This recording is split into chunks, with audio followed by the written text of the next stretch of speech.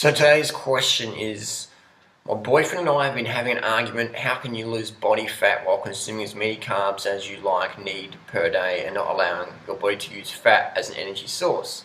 He's a biology major, so he thinks he's all that. He's also said that he knows eating high carb, low fat will not add any more fat to what's already there, but how is it burned in the process? It makes you seem more like you'll be sustaining your weight instead of losing fat. Could you make a video? Thanks. Good question, because a lot of people say carbs make you fat, but the truth is, so what we got to understand now. Let's say we have I'm gonna get some smoothie, bananas, sugar, breakfast, lunch, dinner, lean all year long, rest of my life, just how it is.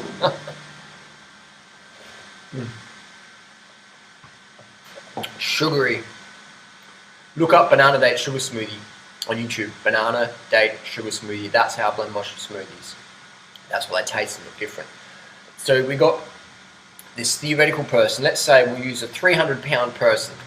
All right, a 300-pound person. So let's have an imaginary person. Let's say 6 foot, 300 pounds. I'm 6 foot, 140. Let's say we've got this person, 300 pounds. How are they going to get to 300 pounds?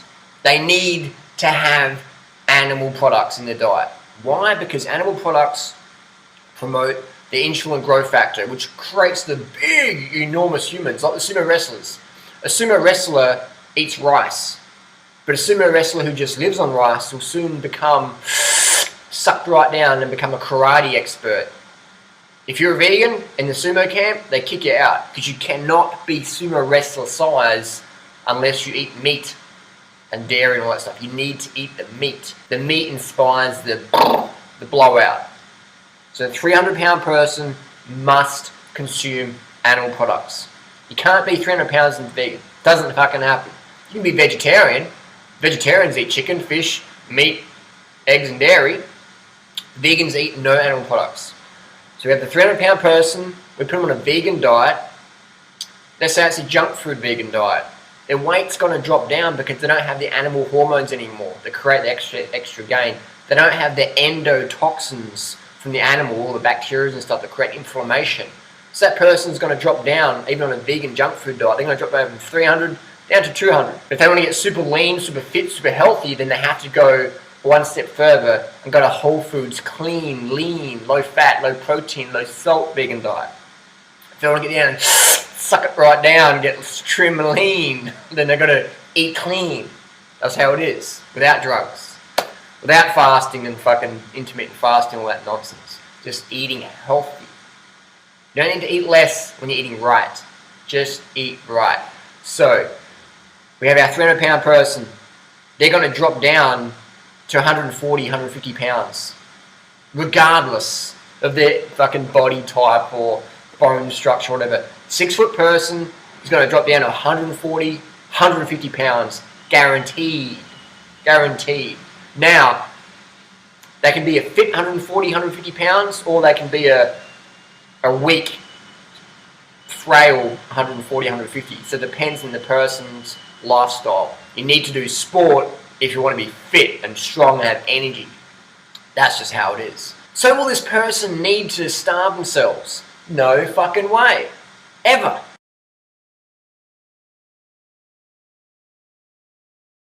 People have this in their mentality that if you're 300 pounds, you got that way eating steamed rice and bananas. But it's fucking so absurd. Because how many people do we know who are 300 pounds? I know heaps of 300 pounders. And how many of them will eat steamed rice or bananas for dinner? None of them. None of them. And that's why they're fucking 300 pounds. But then you'll get someone saying, well, I'm 20 pounds over my ideal weight. How come it's not working? So, well, someone's still a noob or whatever. You know, people, like, they go to the gym and expect to lift as heavy weights as everyone else has been training for 10 years. Doesn't fucking happen. So, people have to have the patience on the path to get the results. You can't build an organic fruit farm like that because you're dedicated. I've got dedication. I want it now. Where's the mangoes? Where's the bananas? Where's the pineapples? It takes time. Doesn't matter how much money you got or how much focus and dedication you got. It's gonna take time, on the right path, in the right soil, in the right environment, in the right climate, with the right people, the right water. Does that make sense? You have an organic farm here. Your body is like an organic fruit orchard. You need to nurture it, mold it, and do it. People are getting seeds and they're wrapping the seeds in concrete and think it's going to grow. They're trying to achieve their weight loss and health goals by limiting their calories or limiting their carbs. They're trying to get fitter on less food. People say, Harley, it's simple, just eat less and move more. It's like, that's like telling your car, drive more with less fuel. It doesn't fucking happen. You can't do more on less carbohydrates. It doesn't work that way. It's like telling the kid in the desert who's run out of water on the National Geographic program, walk faster. You got less food and water, walk faster. And when your kidneys blow out and when you're in ketosis and you're tripping over, walk faster. The body doesn't work that way. We need the carbohydrates. The person who's a biology major, this guy's a biology major, what the fuck are they teaching people today? Biology major says that you need to starve yourself to drop your body fat, that you can't consume carbohydrates because if you consume carbohydrates, your body won't use fat as an energy source. Biology major says that for the body to use fat, you have to cut your carbohydrates out. So you eat fat to lose fat. It's like, it's like using fire to put fire out. No, you need water. To burn fat, you need carbohydrates. Fat burns in the flame of carbohydrates. That's why I'm so lean all the time. Because I'm eating so many carbohydrates and so little fat and so little protein and so little salt. There's no, what the fuck are people learning? That's why I don't study nutrition. Because if I was studying nutrition at university, I'd constantly have my hand up and the lecturer would go, Harley, and I'd be like, that's fucking bullshit. And I'd put my hand up again. And the lecturer would go, Harley, and I'm like, that's also fucking bullshit. And I put my hand up again. The lecturer would go, Harley, and I'm like, well, what the fuck are you teaching? Why are you fucking fat? You're teaching nutrition. So it doesn't make people bad people because they're overweight. I'm not having fun anymore. I'm just saying that there's so much confusion out there. But hey, if you want to get fat, you need to have animal products. If you want to get fucking huge, if you want to have a sumo wrestler physique, you need to have meat and dairy and eggs and fish and a high protein diet. You need to spike the fuck out of your insulin levels.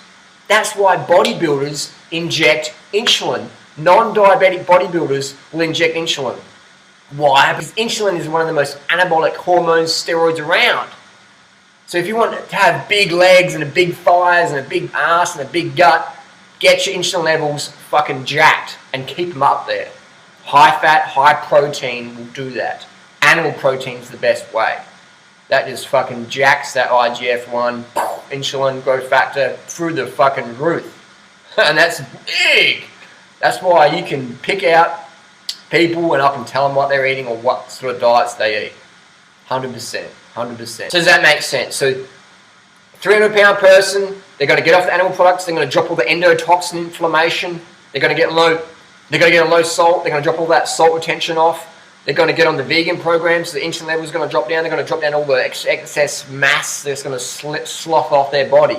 They don't have to restrict their calories, they don't have to restrict their carbs, ever. To do so means you're going to be binging on the shit that got you fucking fat, sick, and dumb in the first place. Well, that guy, fat, sick, nearly dead, the guy who made the documentary, he's almost fat, sick, nearly dead again because he tried to do a juice fast to lose all the weight, but that's like using a credit card to get yourself out of fucking debt.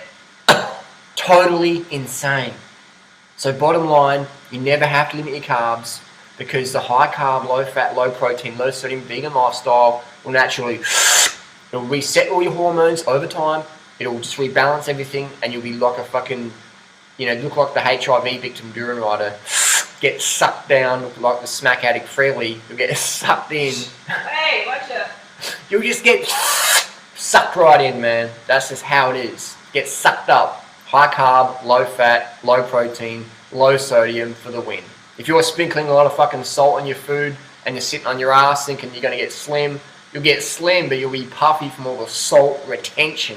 If you're eating a lot of salt, you better be pushing that shit out. via running or cycling or something like that. So that's the bottom line. Carbs for the win. Tell people go to China, go to Thailand, go to Kenya, go to the rural areas where people have got enough calories, they're eating a traditional high carb, low fat, low protein, predominantly plant-based diet, very low salt, very slim people. 100%. I've been there on my bicycle, I can tell you firsthand. Does that answer the question? Hopefully it does. Carbs to the win. If in doubt, high carb, low fat, low protein, low sodium, vegan, fruit's your friend, 30 fucking bananas a day.